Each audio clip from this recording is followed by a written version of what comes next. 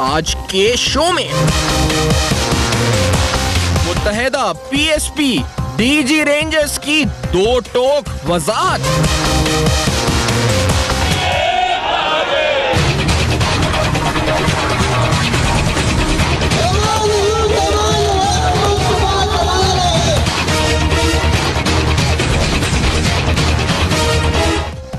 कलीदी किरदार से इनकार, हिमायत का तासुर भी मुस्तरद। कराची में अमन की बहाली, हकीकी कोशिशें किसकी? अस्सलाम वालेकुम। पस पर्दा हकायक सनसनीखेज इंकशाफात प्रोग्राम बेनकाब में हूँ आपके साथ सैफान खान। इंतहाई अहम मामलात हैं कराची शहर की सियासत से मुंसलिक, मुस्तकबिल के मंजरनामे से मुंसलिक और यकीनी तौर पर सियासत में क्या कठपुतलियाँ हैं इस वक्त जो हमारे सामने नजर आती हैं, कोई और है इस वक्त जो डोरे हिलाता है। ये बड़े अहम सवाल है जो पिछले कुछ दिनों में उठे हैं, लेकिन डीजी रेंजर्स की वजाहत के बाद अब कितने सवालात बाकी हैं जिनके जवाब हमें अभी मिलने हैं, ये भी आज प्रोग्राम में डिस्कस करेंगे। और क्योंकि आज प्रोग्राम में आपको बताएंगे कि रिसेंटली एक FIR जो कटी थी सरफराज मर्चेंट साहब के कंप्लेंट के ऊपर अल्ताफ हुसैन साहब पर मनी लॉन्ड्रिंग के हवाले से FIA की इन्वेस्टिगेशन में तफसीलात के साथ 13 अकाउंट्स हैं, 13 के करीब अफराद हैं जिनके अकाउंट से ये पैसा लॉन्डर हो रहा था लंदन। और ये पैसा किस तरह लॉन्डर हो रहा था, इसको किस तरह रॉ के साथ कनेक्शन था, पाकिस्तानी हुक्काम ने क्या तफसीलात बरतानिया की हुक्काम को फराहम की हैं, स्पेशल प्रोसिक्यूटर अपॉइंट हुए हैं, कौन सा विंग FIA का देख रहा है ये आज सारी बातें आप तफसील से सुनेंगे क्योंकि इससे आपको अंदाजा होगा कि वो जो रॉ का नेक्सस कराची शहर में लंदन से ऑपरेट कर रहा था वो किस तरह ऑपरेट करता था। लेकिन इससे पहले, क्योंकि हमने कल भी बताया था और आज फिर से ये आपको बताते चले कि सब में बड़ा अलमिया ये हुआ पिछले 2-3 दिनों में कि हमने वही लसानी सियासत, वही नारे, वही MQM पाकिस्तान से वही बातें सुनी जिस नाम की बुनियाद के ऊपर, जिस स्लोगन की बुनियाद के ऊपर यहाँ शहर में हजारों नहीं लाखों लोग इस वक्त जान से गए, करोड़ों नहीं अरबों रुपए की करप्शन हुई, क्या क्या हुआ, चाइना कटिंग हुई उसी नारे के ऊपर। वो नारा दोबारा लगा। डीजी रेंजर्स की स्टेटमेंट कल की तो आपने सुनी है, लेकिन डीजी रेंजर्स इससे पहले कराची की सियासत पर और कराची के लोगों को क्या तलकीन करते रहे, उनकी पॉलिसी या विजन आप कह लें क्या रहा है कराची के हवाले से, जरा सुने क्योंकि इस विजन से फिर हम आगे बात भी बढ़ाएंगे आगे। उन्होंने कहा क्या है पहले, इससे पहले कुछ रोज कबल क्या कहा था, ये सुने जरा। अगर कराची के लोग ये इरादा कर लें कि कराची को वापस उस जंग की तरफ नहीं जाने देना जो पिछले 30 साल देखी है, तो इन सब लोगों के वसाइल, इरादों की, प्लानिंग की जरूरत ही नहीं पड़ेगी। क्या कराची के लोग अपने आप को, अपनी पहचान को सबसे पहले पाकिस्तान से मुंसलिक करने को तैयार हैं? क्या कराची के लोग सबसे पहले अपनी वाबस्तगी इस शहर से इस्तवार करने को तैयार हैं? क्या आज से चंद साल पहले कोई कराची में रहने वाले को पूछेगा कि तुम कौन हो, तो उसका जवाब कहीं ये तो नहीं होगा कि मैं मुहाजिर हूं, मैं पठान हूं, मैं सुन्नी हूं, सिंधी हूं। सबसे पहले अपनी असबियत और अपनी लसानी, अपनी फिरका वाराना पहचान से पहले अपनी पहचान 3 चीजों से मुंसलिक करनी है। सबने कहना है कि मैं पाकिस्तानी हूं, मैं मुसलमान हूं, मैं कराची आई हूं। ये बड़ी आसान और सिंपल बात लगती है, लेकिन कुछ लोग ऐसे हैं शहर में जो चाहते नहीं है कि हम जो है इस तरफ जा सकें या शायद कराची में ये फिजा आ सके सियासी तौर पर। वो चाहते हैं लड़ाई झगड़े होते रहे, वो चाहते हैं कि यहाँ पे वायलेंस होता रहे इस नाम के ऊपर, और वही शायद अनासर फिर से बेनकाब हो चुके हैं, चेहरे बेनकाब हो चुके हैं। वसीम आफ्ताब साहब पाक सियासी पार्टी के सीनियर रहनुमा साथ मौजूद है कराची में, शाह बोस्तो साहब सीनियर तर्जनिगार सियासी साथ मौजूद है, कानूनदान भी हैं, हमें ज्वाइन कर रहे हैं। ब्रिगेडियर रिटायर गजनफर अली साहब जो कि लाहौर से ज्वाइन कर रहे हैं और स्टूडियोज में हमारे साथ लाहौर में मौजूद है, दिफाई तर्जनिगार हैं। तीनों शख्सियात का बहुत शुक्रिया, आपने आज प्रोग्राम में ज्वाइन किया। गजनफर साहब पहले स्टार्ट करना चाहूंगा सर, ये बात है महाजिर पॉलिटिक्स और ये तमाम चीजें ये हम दोबारा सुनने शुरू हो गए। फारूक सत्तार साहब जो है MQM पाकिस्तान ये नारे लगा रही है। सर ये वही कॉन्स्पिरेसी है शहर में, वही लाशें गिराने की, खून बहाने की, ये दोबारा जिंदा हो चुकी है, क्या मामला है? किस तरह सिक्योरिटी पॉइंट ऑफ व्यू से आप एनालाइज कर रहे हैं इस पूरी सिचुएशन को कराची की? सफियान बहुत बहुत शुक्रिया। असल में यहाँ पे तो लोग हंसते भी हैं, हैरान भी होते हैं और इनके चेहरे देख के परेशान भी होते हैं, और ख़ास तौर पे कराची के लोगों से बहुत हमदर्दी भी है कि उनके ऊपर ऐसे लोग मुसल्लत हो रहे हैं या मुसल्लत रहे हैं जो बुनियादी तौर पे कराची के अंदर अमन इसलिए नहीं देखना चाहते कि इस अमन के बाद जो जिस चीज़ की आप बात कर रहे हैं ना, महाजिर का नारा जो लगाते हैं, वो उनका वो नारा ख़त्म हो जाता है। अब अगर 1947 में पाकिस्तान आज़ाद हुआ था तो उस वक्त जो बच्चा 5 साल का या 10 साल का था वो अब 70 साल तो यहाँ रह चुका है, तो उसमें महाजिर का कॉन्सेप्ट कहाँ से आ गया? हमारे भी बाप दादा वहीं से आए थे, इंडिया से आए थे, यहाँ के आबाद हुए, लेकिन यहाँ तो कोई नहीं कहता कि जी आप वहाँ से आके आबाद हुए, यहाँ पंजाब में या किसी और जगह पे तो कोई नारा लगाता। ये नारा लगाया क्यों गया? बुनियादी तौर पे तो ये नारा ही एक बेसिक जो कन्फ्लिक्ट है उसका आगाज ही ये नारा है। इसके बाद इस नारे ने सिंधीज़म को जन्म दिया, फिर फोक फेस्टिवल को जन्म दिया, फिर कल्चरल फेस्टिवल को जन्म दिया। तो ये तमाम जो चीज़ें हो रही है निहायत अफसोसनाक है।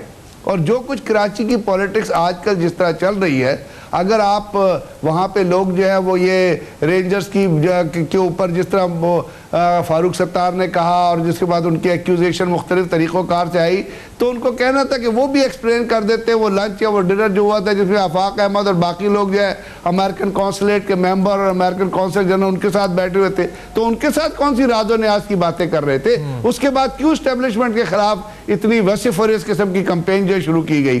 तो ये तमाम चीज़ें आपने पहले अपने इंट्रो में कह दी हैं कि रॉ का जो नेक्सस है जो बुनियादी तौर पे लंदन से रिलेटेड था वो दोबारा मुझे लगता है कि ट्रांसफॉर्म हो रहा है, और ट्रांसफॉर्म हो रहा है इन लोगों से जो वही नारे लगाते हैं जो आज से पहले कराची का अमन बर्बाद कर चुके थे, कराची को तबाह बर्बाद कर चुके थे, कराची से रोजाना लाशें उठती थी। अगर आज वो चीज़ें कम हुई हैं तो कोशिश क्या होनी चाहिए कि कुछ ऐसे चीज़ें आएँ, कुछ ऐसे कॉन्टेक्स्ट सामने आए जो ज़्यादा अमन को जन्म दे, जो भाईचारे की तरफ लेके जाए। फिर वही चीज़ें, बिल्कुल सही बात है, तो पाकिस्तान की बात होनी चाहिए। लेकिन गजब साहब आपने तो कहा रिवाइव हो रही हैं चीज़ें। वसीम आफ्ताब साहब से पहले पूछना चाहूँगा सर कि अभी यानी हम लोग जो है वो सब्र शुक्र करके अभी नेशनल पॉलिटिक्स और ये तमाम बातें हो रही थी, अभी नारे की उन्होंने थोड़ी लॉजिक समझाई है गजफर साहब ने कि लॉजिक नहीं बनती है इस नारे की, लेकिन चले लॉजिक बनती है नहीं बनती उसके मेरिट और डीमेरिट को अपनी जगह रखें। उस नारा लगाने वालों ने किया क्या? यानी हुकूमत करी 10 साल, कई बार वफाकी हुकूमतें, गवर्नरशिप 15-15 साल रखी, हासिल क्या? कत्लो गारत हुई, चाइना कटिंग हुई कराची शहर को, क्या मिला? वसीम आफ्ताब साहब नारा सही था गलत था, चले अपनी जगह उसकी वो उनकी वो लगा रहे हैं, लेकिन ये उसे उन्होंने दिया क्या इस शहर को? क्या सिर्फ यही दिया है बस? बहुत शुक्रिया सफ़ान। देखें यकीनी तौर पर ये 86-80 की दहाई में ये सारी चीज़ें हुई हैं, और इस पुल के नीचे से जितना पानी बहा है उसमें उसकी यादें बड़ी तल्ख हैं। लेकिन बिल्कुल मैं जब आज 30 साल बाद पलट कर देखता हूँ तो जब ये नारा लगा था उस वक़्त कराची शहर के लोग पानी के लिए और कचरे के लिए परेशान नहीं थे।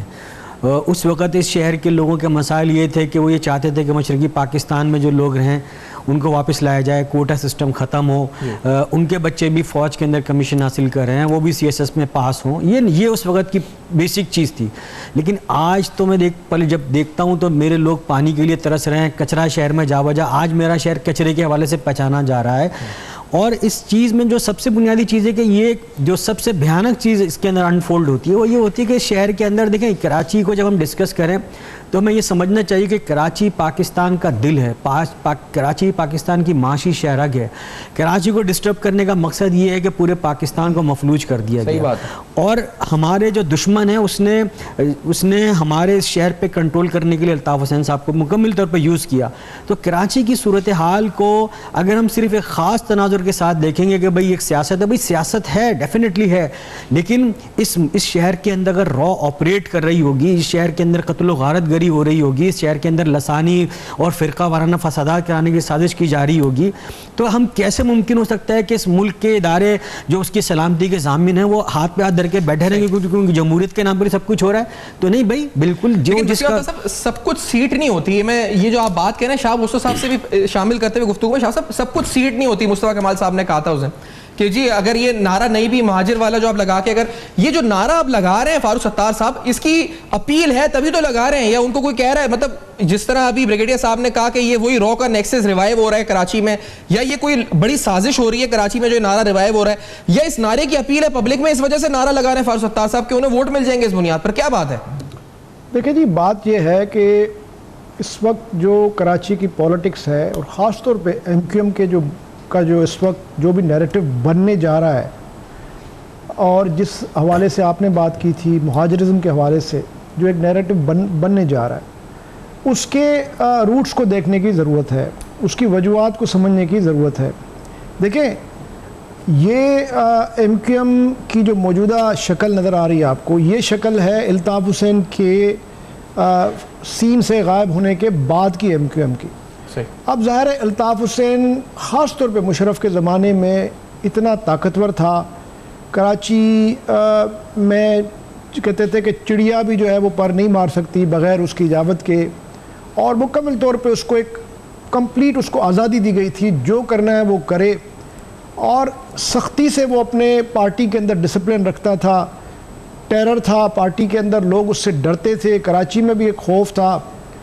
तो उस सारे बैकग्राउंड को आपको जहन में रखना चाहिए। अब अचानक अल्ताफ़ हुसैन गायब हो गए और वो डिस्क्रेडिट हुआ, और MQM को भी डिस्क्रेडिट किया, और ये जो रॉ कनेक्शन थी वो सामने आ गई। फिर उसके बाद 22 अगस्त को उन्होंने खुद ही तकरीर करके एक तरह से साबित कर दिया कि वो पाकिस्तान का गद्दार है। सही। अब उसके बाद की जो MQM है उसको आपको समझने की ज़रूरत है। अब उस MQM में वो सारे लोग भी शामिल थे जो जिनके ख़िलाफ़ बहुत से क्रिमिनल चार्जेस भी लगते रहे हैं, और वो उसके बावजूद भी कराची में राज करते रहे, और यही सारी सूरत हाल थी जो कराची को अब संभालने की कोशिश कर रहे हैं। उस वक्त भी वो थे कराची में। तो अब मसला ये है कि फ़ारूक सत्तार इतना ताकतवर लीडर नहीं है कि वो उस MQM को संभाल सके। MQM में बड़े हैवी वेट्स बैठे हुए हैं, उनके ऊपर भी बहुत सी चार्जेस हैं। अब मुझको आप बताएं कि फ़ारूक सत्तार के पास कौन सी जादू की छड़ी है कि वो MQM को ज़िंदा भी रखे, MQM को ऑर्गेनाइज भी रखे, डिसिप्लिन में भी रखे। वो कमज़ोर आदमी है, उसको कोई सुनता भी नहीं है। सवाल इसको जिंदा रखना एक अलग चीज है, कराची को जिंदा रखना है, यानी इस नारे से तो आपने यहाँ पे खून बहा दिया लाखों लोगों का, तो वही नारा लगा के वही आप वायलेंस करेंगे, MQM तो जिंदा रह जाएगी, शहर का क्या होगा? मैं उनके पॉइंट ऑफ व्यू से कह रहा हूँ, मैं जस्टिफाई नहीं कर रहा, मैं उनके पॉइंट ऑफ व्यू से कह रहा हूँ।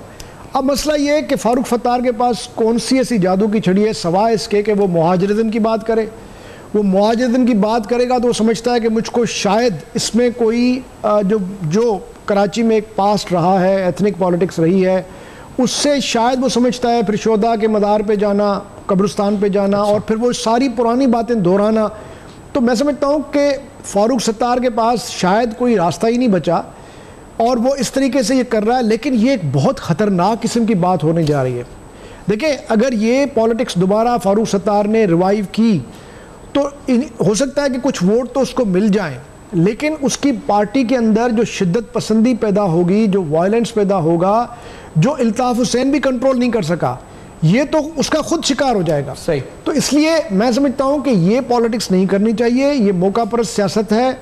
इस सियासत को अगर आपने अपना नज़रिया बना दिया तो इसका मतलब ये है कि आप फिर इसका रद्द-ए-अमल भी पैदा करेंगे, फिर और एथनिक पार्टीज़ हैं वो भी फिर निकलेंगी बाहर। बड़ी अहम बात, और कराची की सियासत फिर जो है एक बहुत बड़े मसाइल से जो है वो जो शोहदा कब्रिस्तान का ताला तोड़ दिया है, तो इससे जो मुस्तफा कमाल साहब ने भी कहा था, अल्लाह खैर करे, क्योंकि अभी शाफ साहब भी कह रहे हैं कि मामला सही नजर नहीं आते, खदशात हैं और पैदा हो रहे हैं। वसीम आफ्ताब साहब से पूछेंगे इस ब्रेक के बाद कि उनको कितना यकीन है कि इस पॉलिटिक्स के बलबूते शायद कुछ सीटें जीत जाए फ़ारूक सत्तार साहब, लेकिन दरअसल कराची शहर को कितना नुकसान पहुंचेगा। और जिस FIR का जिक्र मैंने किया, FIA की तफसीलात, तहकीकात की तफसीलात आपके सामने रखेंगे इस ब्रेक के बाद। मेरे साथ रहिए।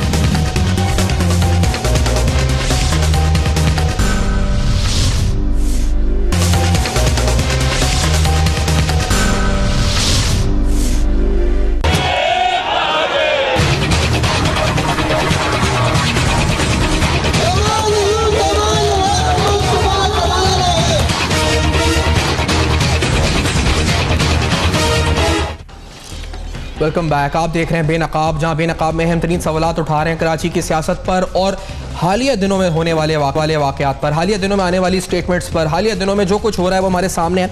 लेकिन आज के दिन एक अहम स्टेटमेंट है जनरल ज़ुबैर हयात साहब की। वो कहते हैं, जो chairman joint chief of staff हैं, उनकी तरफ से एक अहम तरीन बात ये की गई आज स्टेटमेंट में। उन्होंने कहा जी कि $500 मिलियन ऐसे हैं जो भारत ने रखे हैं CPAC को मुतासिर करने के लिए या CPAC को नाकाम बनाने के लिए। भारतीय एजेंसीज, भारत मिलकर चाहते हैं कि CPAC को नाकाम बनाया जाए, दहशतगर्दी या फिर कॉन्स्पिरेसी थ्योरीज बनाई जाए। ये $500 मिलियन अलग है, लेकिन ये जो FIR में आपको दिखा रहा हूँ, ये आपको बताती है कि जो पाकिस्तानी FIA यानी पाकिस्तानी अथॉरिटीज़ ने कुछ मालूमात बरतानिया को फराम की हैं। 13 के करीब अफराद हैं और बैंक अकाउंट्स हैं।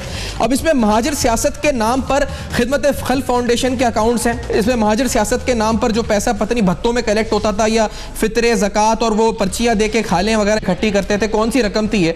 इसमें 2 अरब की तो एक अमाउंट है। इसके अलावा जो ACL में नाम डालने के लिए भी कुछ नाम है जो फॉरवर्ड किए जा रहे हैं अथॉरिटीज़ की तरफ से, और कहा जा रहा है कि इसके लिए स्पेशल प्रोसिक्यूटर भी अपॉइंट किया जाए, FIA की तरफ से किया जा रहा है, जो बरतानिया में इस केस को अथॉरिटीज़ को सबूत फराम करने के बाद आगे मंतकी अंजाम तक पहुंचा सके। कुछ हैरानकुन तौर पर यह पूरा रॉ का नेक्सस है और ये मुझे नहीं पता कि ये केस पहले क्यों नहीं आगे बढ़ सका। CPS जो क्राउन प्रोसिक्यूशन सर्विस है उसमें, शायद वसीम आफ्ताब साहब आपसे पूछूं, आपको पता है ये पहले मामला इतना आगे नहीं बढ़ा, अब पाकिस्तानी अथॉरिटीज़ ये सबूत फराम कर, ये वही हुआ है जो शहर में महाजिर सियासत के नाम पर हुआ है, खिदमत खल के नाम पर हुआ है। क्या हो रहा था ये सब कुछ? वसीम आफ्ताब साहब देखिए, यकीनी तौर पर सुल्तानी ये बड़ा हम सब के साथ, इस पाकिस्तान के साथ, इस शहर के लोगों के साथ ये सबसे बड़ा जुल्म है कि जब ये मनी लॉन्ड्रिंग का केस UK में चलना शुरू हुआ था जी, उस वक़्त हमारी हुकूमत पता नहीं क्या कर रही थी। हमारे यहाँ लोगों ने इतनी भी हिम्मत नहीं की, इतनी भी जुर्रत नहीं हुई कि अल्ताफ़ हुसैन ने वहाँ हल्फिया बयान दिया स्कॉटलैंड यार्ड को कि मुझे रॉ ने पैसे दिए हैं, मैं और इस शहर में दहशतगर्दी के लिए पैसे दिए। उनके घर से वो लिस्ट भी बरामद हुई जिसके अंदर वो हथियारों की सारी लिस्ट थी। इस पूरे केस से हुकूमत पाकिस्तान ऐसी लाताल्लुक़ रही जैसे वो किसी दूसरे चांद के किसी पाकिस्तान की बात कर रहे थे। भाई आपको इंटरवीन करना चाहिए था। ये केस मनी लॉन्ड्रिंग का चलता नहीं चलता, उसमें क्या फ़ैसला आता, कम से कम भारत का चेहरा बेनकाब होता पूरी दुनिया के सामने। कलभूषण यादव से बड़ा केस था, हुकूमत हिंदुस्तान पहली दफ़ा रंगे हाथों पकड़ी गई थी अल्ताफ़ हुसैन के थ्रू कि वो पाकिस्तान की सरजमीन पर दहशतगर्दी कराने के लिए अल्ताफ़ हुसैन को यूज़ कर रही है, लेकिन वो बस उसको ज़ाया किया गया मौका। अब इस वक्त देखते हैं इंडिया वगैरह इन्वॉल्व होगा इसमें, 100% रुकवा दिया होगा। न्यू दिल्ली ने बराह रास्त हुकूमत बरतानिया पर प्रेशर डाला कि ये केस चलना ही नहीं चाहिए, और ये किसी नतीजे पर स्टार्ट, तो मैंने कहा ना, वो उस कोर्ट के अंदर भी नहीं गया। यानी कि आप ये देखिए, इतना हाई प्रोफाइल केस उसको जाना चाहिए था। अल्ताफ़ हुसैन साहब के घर से पैसे बरामद हुए थे, उनके अखरारी बयान था, इसके बावजूद वो कोर्ट में चलते हैं आगे। अभी इस FIR को ही देख लें। अब इस FIR के नतीजे में इन्होंने जो कहा है कि in person of Altaf Hussain और MQM as a party money laundering कर रही है हिंदुस्तान के साथ। इसके बावजूद भी अगर आप हाथ पे हाथ रख के बैठे हुए हैं तो इसका मकसद ये ना कि आप फारूक सत्तार साहब को किसी ऐसे मकसद के लिए इस्तेमाल करना चाह रहे हैं कि जब अगर नवाज शरीफ साहब को ज़रूरत पड़े मुझे वोट दो, जब ज़रूरत पड़े बाहर आ जाओ, बाइकॉट, ये सब सूरत हाल इस वक्त। मैं समझ ये नहीं पा रहा कि नवाज शरीफ साहब इस्तेमाल कर रहे हैं या कोई और इस्तेमाल कर रहा है फारूक सत्तार साहब, क्योंकि आप तो मुस्तफा कमाल साहब तो एस्टैब्लिशमेंट पे इल्जाम लगाते हैं। तो मतलब ये समझ में नहीं है, नवाज शरीफ कर रहे हैं तो नवाज शरीफ तो खुद इस वक्त रो रहे हैं बैठे हुए कि हमारे पास कुछ भी नहीं इख्तियार रहा, हम तो खुद वो कोर्टों के चक्कर काट रहे हैं कि हमारे साथ ये हो रहा है वो हो रहा है, तो वो इस्तेमाल करेंगे फारूक सत्तार को। लेकिन फारूक सत्तार साहब की हैसियत तो इस वक्त बिल्कुल वो बिकाऊ माल किसी, जो चाहे ख़रीद लें उनको, जिस तरह से चाहे इस्तेमाल करें। आप देखें ना, एक ही वक्त में वज़ीर आज़म की हिमायत में वोट देते हैं, अगले ही लम्हे उस वज़ीर आज़म को नाहिल करार देने के हक़ में वोट देते हैं, फिर उसी वज़ीर आज़म को सेनेट में नाहिल अफराद को पार्टी का सरबराह बनाने के हक़ में वोट देते हैं। पीपल्स पार्टी को एक तरफ जो है ना उसके सेनेट के कैंडिडेट को जो है ना वो बिला मुकाबला मुंतखब करवा देते हैं। अजीब, फिर उसी लम्हे PTI के साथ जुड़ जाते हैं, तो खुद समझ में नहीं आया इन्हें करना क्या है। तो ऐसी सूरत हाल के अंदर के जब मुंतशिल ख्याल लोग तेज़ी से छोड़ के जा रहे हो तो इस तरह के फैसले होते हैं। तो फारूक सत्तार साहब इस वक्त इंतहाई कमज़ोर विकेट पर खड़े हैं, और ये नारे सब कुछ इसलिए लगा रहे हैं कि किसी तरह किसी भी ऐसे नारे पर जिसके नतीजे में उनको सहारा मिल सके अपनी गिरती हुई साख को। देखें आप कि वो कितने परेशान है कि रात को उन्होंने एक ऐसी बात कर दी जिसके नतीजे में पूरे सिंध के अंदर आग लग सकती है। और माजी में आपने रात में कह दिया कि हमारा लहू खून रंग लाएगा और सिंध का सुबह 2 हो जाएंगे, और सुबह जब आप किसी साफ़ी ने पूछा आपने ये क्या किया तो कहना मैंने ऐसी संजीदा बात नहीं की थी। तो आपको ये पता ही नहीं है कि इस नारे के नतीजे में सिंध में रहने वाली 2 बड़ी लसानी इकाइयाँ महाजिर और सिंधियों के दरमियान कशीदगी पैदा हो जाती है। आप क्या चाहते हैं? अगर आपको ये एहसास नहीं कि आपने क्या कहा है, इसका मकसद ये कि फिर आप लीडरशिप नहीं है। सही। और आप अगर लीडरशिप है तो ये जानबूझ के आप दोबारा वही सब कुछ चाहते हैं जिसका आपने इजहार किया कि भाई आप दोबारा आप महाजिर नाम पर अपना सब कुछ आपके जब मफादात की बात आती है आप अलले तलले कर रहे हो। लास्ट रिजॉर्ट है, शाह उस्तो साहब ने भी बताया था, लास्ट रिजॉर्ट है। मुस्तफा कमाल साहब ने जो कहा है ना कि फारूक सत्तार साहब के बारे में जो ताल्लुकात है एस्टैब्लिशमेंट से, वो जरा सुने। मैं ब्रिगेडियर साहब से पूछूंगा क्योंकि वसीम अख्तर साहब कह रहे हैं जब सब कुछ क्लियर है, नेक्सस क्लियर है, सब कुछ है, तो इंतजार किस चीज का है। सुने मुस्तफा कमाल साहब ने क्या कहा है फारूक सत्तार साहब। पहली दफा जुबान खोल रहा हूं। मैंने कहा था झूठ इतना बोलना कि मुझे सच ना बोलना पड़े। आप एस्टेब्लिशमेंट से सारा कुछ ये करवा रहे हो हमारे ऊपर,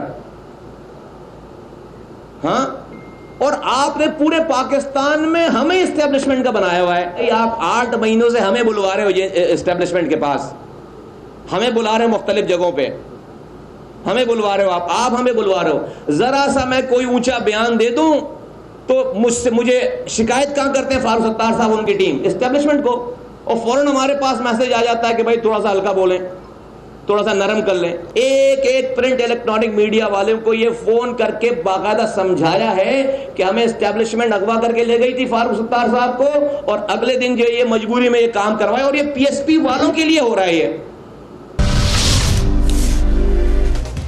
जी ब्रिगेडियर गजनफर साहब, ये जब अब तो आया हो चुका है कौन किधर खड़ा हुआ है, किसका क्या रोल है, ये जो नेक्सस है पूरा, सीपैक भी एक ऑब्जेक्टिव है इंडिया का, और फिर ये रॉ का नेक्सस, ये पूरी एफआईए की तफसीलात के रॉ किस तरह ऑपरेट कर रहा था लंदन के थ्रू, तो सर उसके बाद अब क्या सोच क्या रहे हैं? ये मुस्तफा कमाल साहब बड़े संगीन इल्जाम लगा रहे हैं, अगर एस्टेब्लिशमेंट अभी भी क्या सपोर्ट कर रही है फारूक सत्तार साहब को इन हालात में भी?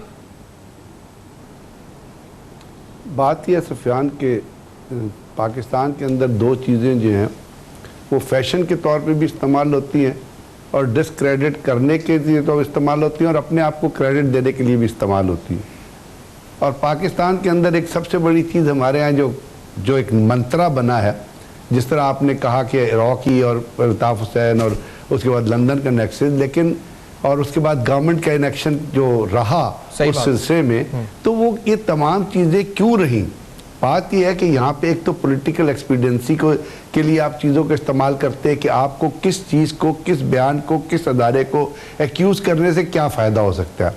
दूसरी बात, दुख की बात यह है कि रॉ से नेक्सस होना हमारे यहाँ आवाम को जिस चीज़ को डिसक्रेडिट पे लेना चाहिए, शायद कराची में लोग उस चीज़ को क्रेडिट पे लेते हैं, या पाकिस्तान में कि चलो जिसको रॉ से ताल्लुकात है शायद इसके थ्रू हमें भी कुछ पैसे मिल जाए।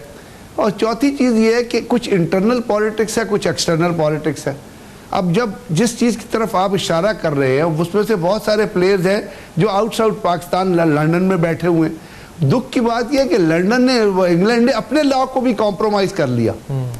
पाकिस्तान गवर्नमेंट को तो ये परसू करने की ज़रूरत ही नहीं थी। अगर आप असूलों पे देखें, जिस शख्स के घर से इतना सारा पैसा बरामद हुआ, वो तो एयरपोर्ट पे पकड़ लेते हैं आपको। अगर आप पैसे ज़्यादा लेके जा रहे हैं, एक आपके पास $100 भी ज़्यादा है, तो आपसे सवाल किया जाता है आजकल के ज़माने में कि जी आपने ये पैसे आप क्यों। और जिसके घर से करोड़ों बरामद हुआ उसको बरतानिया की हुकूमत कुछ नहीं कह रही, तो सवाल ये पैदा होता है वो हुकूमत कुछ नहीं कह रही तो पाकिस्तानी हुकूमत क्यों उसको प्रेशराइज करेगी, क्यों उसको क्योंकि उन्होंने तो उन लोगों को पॉलिटिकल एक्सपीडियंसी के लिए इस्तेमाल करना है। आपको पता है पीपल्स पार्टी के ज़माने में भी जब कोई चीज़ होती थी वो इंटीरियर मिनिस्टर उठता था, जाके अल्ताफ हुसैन से मिलना शुरू कर देता था।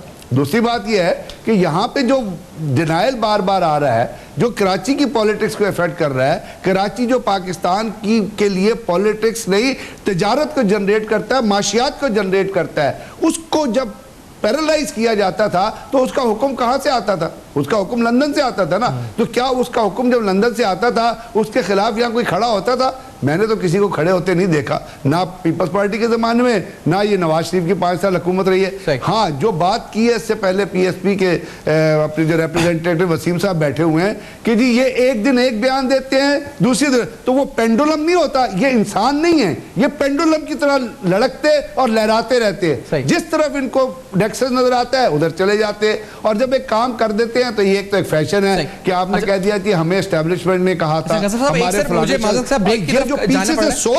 सर ब्रेक के बाद आके बात करने को कहते हैं शहाब साहब से भी मुझे पूछने हैं अहम तरीन मामला सियासी तौर पर भी, क्योंकि प्रोसिक्यूटर भी आप एफआईए के रहे हैं तो आपको पता है कानूनी क्या पेचीदगियां होती हैं केसेस में। ब्रिगेडियर साहब भी बड़ी अहम बात कर रहे हैं। इस ब्रेक के बाद आते हैं, कुछ और तफसीलात आपके सामने रखते हैं, हमारे साथ रहेगा।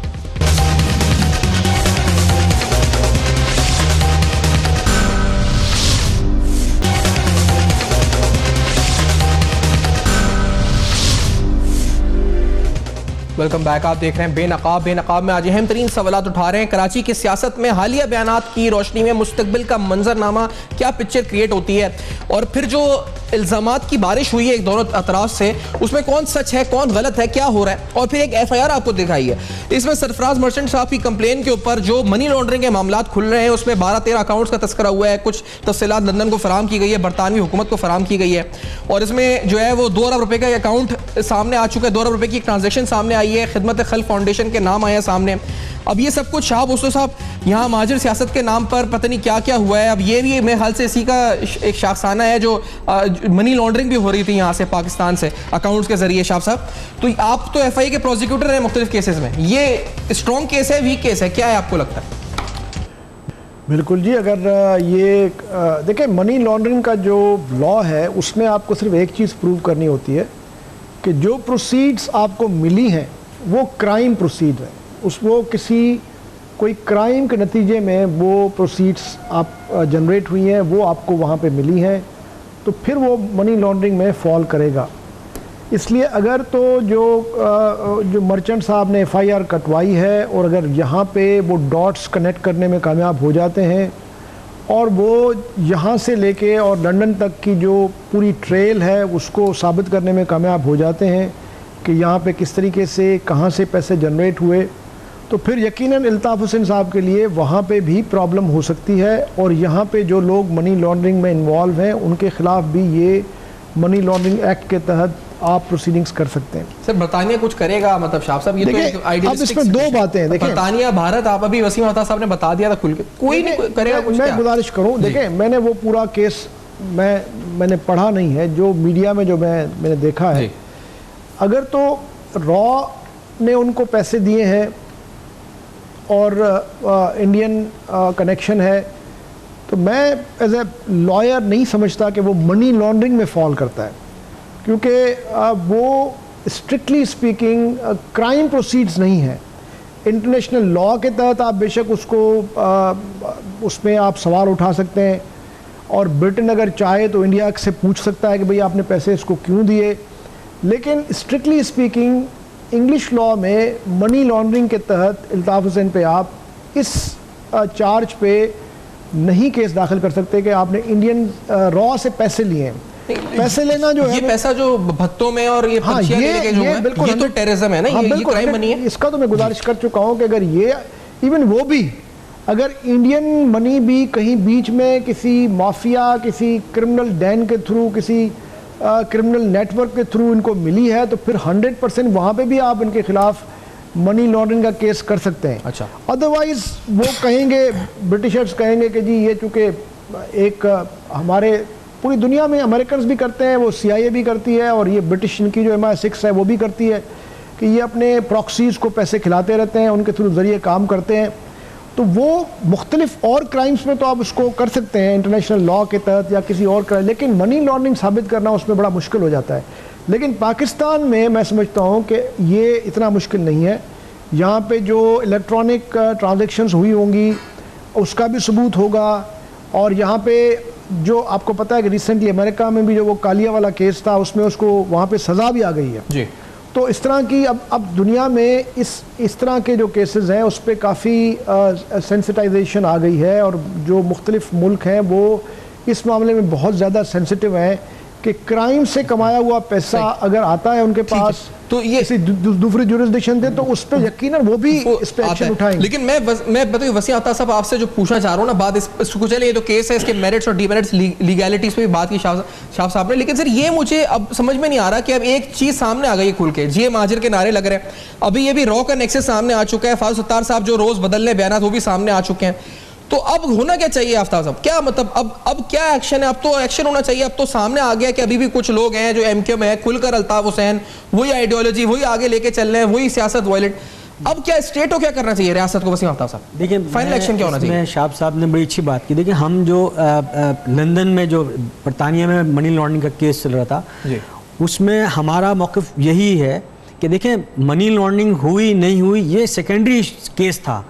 असल में वो उस केस के अंदर जो सबसे अहम चीज़ थी वो ये थी कि अल्ताफ़ हुसैन का वो इकबाली बयान जिसके नतीजे में वो ये एडमिट कर रहे हैं कि मैंने रॉ से पैसे लिए हैं, और रॉ अगर उनको पैसे दे रही है वो इसलिए नहीं दे रही थी, उनके घर से वो लिस्ट भी बरामद हुई जिसके हथियारों की लिस्ट थी, जिसमें हिंदुस्तान एक दफ़ा फंस रहा था रंगे हाथों पूरी दुनिया के सामने। कलभूषण से ज़्यादा बड़ा केस था, मनी लॉन्ड्रिंग की बात सेकेंडरी हो रही थी। मैं कहता हूं केस चले ना चले, लेकिन हुसैन तो अब हो गया ना, लेकिन आज देखे ना, क्योंकि वो यहाँ पाकिस्तान में जो अब नाम ले हैं उनके जो अभी भी कर रहे हैं, तो उनके साथ क्या होना चाहिए? चूंकि अल्ताफ हुसैन और उसके माइंडसेट के लोग इस वक्त भी पाकिस्तान की गवर्नमेंट को दरकार है ना। अभी इसी हुकूमत के वफाकी वजीर दाखिला FIA उन्हीं के अंडर में आती है ना, उन्होंने ये FIR लॉन्च की है।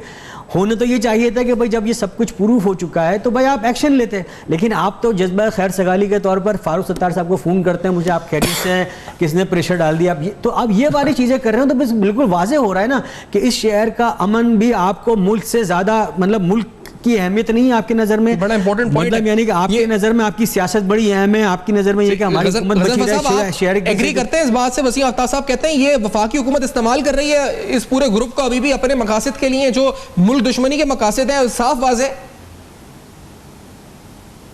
आज से नहीं, इनको तो हमेशा से इस्तेमाल होते रहे, और अभी भी। आज से पहले जो कराची में हड़तालें कराया करते थे, कराची को बंद कराया करते थे, उस वक्त भी इस्तेमाल होते रहे।